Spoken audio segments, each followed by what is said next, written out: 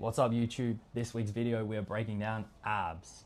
I'm going to show you 4 of my favorite training exercises that you can add to your training program, and then you can help to build your abs. So firstly, when we talk about abs, programming. You can train abs 4 days a week if you train 4 days per week, or you can train them twice per week. So if you want to split the volume across the week, pick an exercise for each day, do 3 sets. If you want to train your abs just twice per week, you can also do that. Pick 2 exercises, 3 sets of each, train them twice per week. So one way you could do it is train abs with your legs. So train your legs twice a week and hit your abs with that. Or you can spread them out across your upper lower days or your push pull leg days, whatever split you're running. The first exercise is a crunch variation. So how you want to do a crunch variation. You can do them kneeling, I prefer them standing. So this is an example of just a standing rope crunch here. So it's a really easy exercise to set up and to progressively overload, because you can add weight to it over time. You have your cable stack. Obviously, you're just trying to work your way down the cable stack with good form. So in this version, it does get harder the heavier the weight gets to just stabilize, but you're trying to have a slight knee bend, shooting your hips back, and you're always focused on rounding your spine, getting your sternum towards your belly button, and getting that full flexion of your spine in the bottom position. So anytime you're trying to train your abs and you're keeping your back straight like a deadlift, you're not training your abs properly. So spinal flexion is what we're doing here. We are controlling the reverse of the movement, and then we're allowing the spine to round and squeeze those abs. So that's your first variation of a crunch that you could use, which is a standing rope crunch. My current preference that I'm running is an anchored standing cable crunch. So good thing about these is it'll stop you from moving your hips. A lot of people, you'll teach them either one of these movements and they'll just gravitate towards one. So most people prefer having the hip thrust pad against the post and being locked into that stability here. So from here, you can only really round your spine, squeeze your abs, and you're not able to move your hips at all. So in this position, it just locks you into, you'll get that stretch in your abs, you allow a little bit of extension at the top, but not too much. And then you'll round your way down, and you're thinking of keeping your hands high on these and your elbows towards your knees. Everyone's spine looks a little different, so you might look different when you're doing this exercise, but that's just where my range of motion is at the moment, and I'll definitely feel my abs and nothing else working on these. So standing crunches first, because if you could only pick one ab exercise, this would be it, because it has such a path of progression that you've got a cable stack that you can work on for years, getting stronger and stronger with these. If you do ever plateau, if you're doing the kneeling and you just can't get any heavier because it's a struggle to get the weight down there, I would suggest try a different variation. So you've got your standing or you've got your anchored standing cable crunch.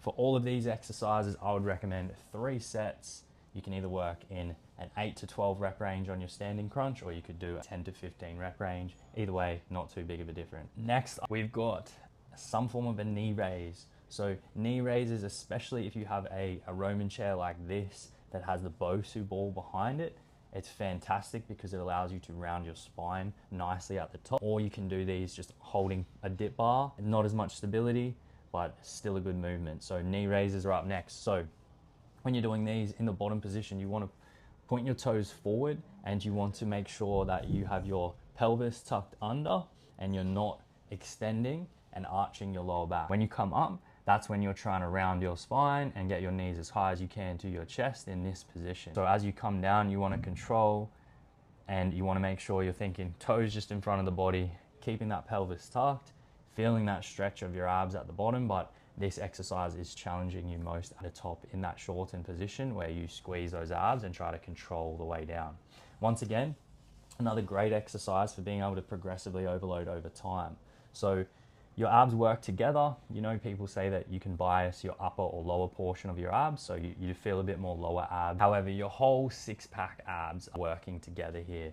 And once again, you can progressively overload. You can start with body weight, then you can go up the dumbbell rack to see how heavy you can get over time. So that's my number 2 best ab exercise. If I could only pick 2, it would be those 2. Same deal with sets and reps. 3 sets, you can do 8 to 12 or you can do 10 to 15 on those, either way, whatever you prefer. Next, we got reverse crunches. So reverse crunch is a slightly different exercise variation to the knee raises due to one key difference, which is that the hardest part of this movement is in the stretch position here. So when your abs are lengthened, so your six-pack abs are lengthened here in this position, that is when this is the toughest. At the top of the movement, it's essentially a rest. You're not under as much tension. You still squeeze your abs and you have to control your way down here, but this is the hardest part of the movement. So that's how it differs to the knee raises and the cable crunches. So when we're talking about resistance profiles and challenging your muscle in that lengthened and shortened position, I really like including reverse crunches, as they will allow you to do so. Your method of progression over time is a little bit different on these. So firstly, making sure you got the form right. You're rounding your spine at the top, you're getting that nice squeeze of your abs, and then you're lengthening and stretching the abs at the bottom. You're ensuring that your pelvis is tucked, your lower back is flat here, and that you're not arching through your lower back. Some people just have to start where they don't go as far down, so you might just be starting here with a bent knee. So that'll be your first progression.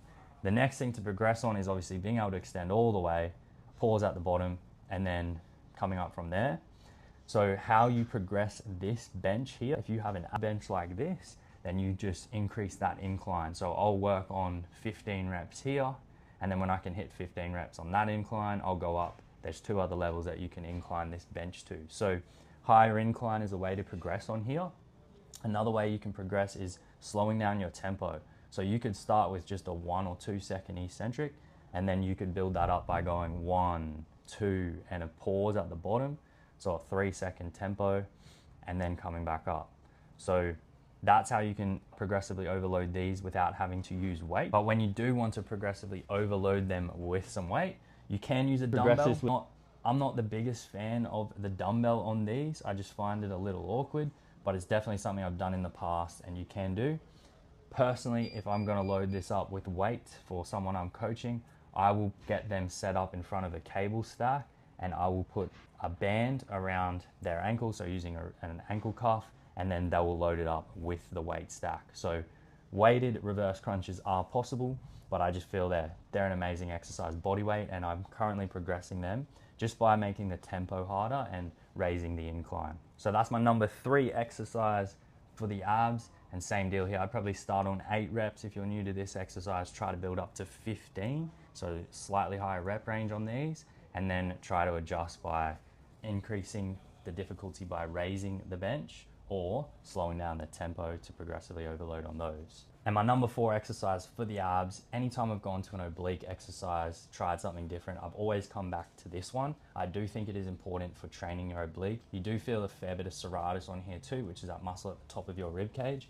And I honestly think it really helps with bringing out your abs in your physique. So the oblique crunch, I like to use a wrist cuff, and I like to just put my hand by my head and just try to take the hand and the wrist strength out of the movement by not holding anything.